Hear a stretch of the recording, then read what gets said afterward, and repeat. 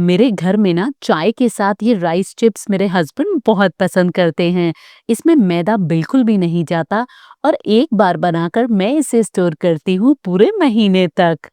सबसे पहले आप एक कढ़ाई में डालें पानी, उसी के साथ डालें देसी घी और नमक।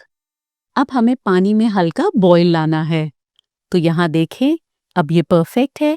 अब हम इसमें डालेंगे राइस फ्लावर यानी कि चावल का आटा।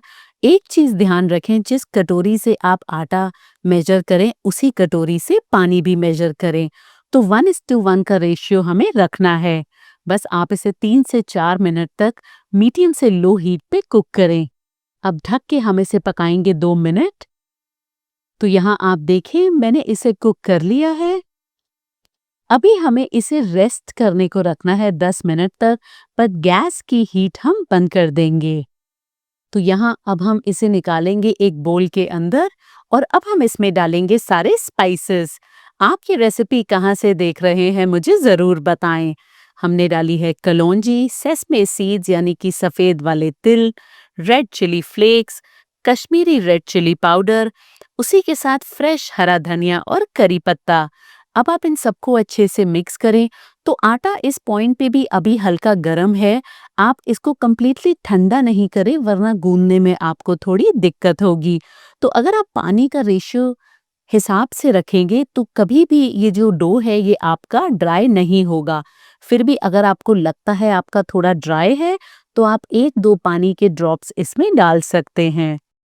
तो अब हम इसमें डालेंगे थोड़ा सा ऑयल। जैसे आपका आटा कैसे गूंथते हैं हम, वैसा ही हमें इसका करना है। आप देखिए ये कंसिस्टेंसी परफेक्ट है। तो अभी हम इसको शेप देंगे। मैं इसको राउंड छोटी छोटी चिप्स या फिर आप मठियाँ कह लें वैसी शेप दूंगी। बस इस तरह से आप इसको प्रेस करें और ये आपका रेडी है।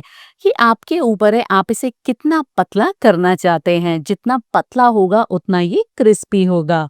तो तेल को करें मीडियम गरम, थोड़ा सा आटा डाल के देखें और जब ये ऊपर आ जाएगा तो इसका मतलब तेल आपका हो गया है। बहुत गरम तेल में भी इसे फ्राई नहीं करें, वरना अंदर से ये कच्चे रह जाएंगे। फ्राई करते वक्त थोड़ा पेशेंस रखें, आराम से इसको 6 से 7 मिनट लगेंगे। तो अगर मैं आपको अभी दिखाऊं, आप देखें इसके ऊपर ऑयल पे बहुत झाग है, बट जैसे जैसे ये कुक होता जाएगा इसकी झाग कंप्लीटली हमारी कम होती जाएगी। तो 1 मिनट बाद आप इसको स्टर करें, उससे पहले नहीं करें। अगर आपको लगता है ये आपस में चिपक भी रहे हैं तो घबराएं नहीं। जैसे जैसे ये फ्राई होते जाएंगे ये हमारे अलग होते जाएंगे। तो यहाँ अगर अब मैं आपको दिखाऊं, इनका कलर अभी भी थोड़ा लाइट है। इसको 2 मिनट तक मैं और फ्राई करूंगी। तो यहाँ देखें, अब ये बिल्कुल परफेक्ट लग रहे हैं। इसको अब आप निकालें एक टिश्यू पेपर के ऊपर और आप इसे स्टोर कर सकते हैं पूरे 1 महीने तक।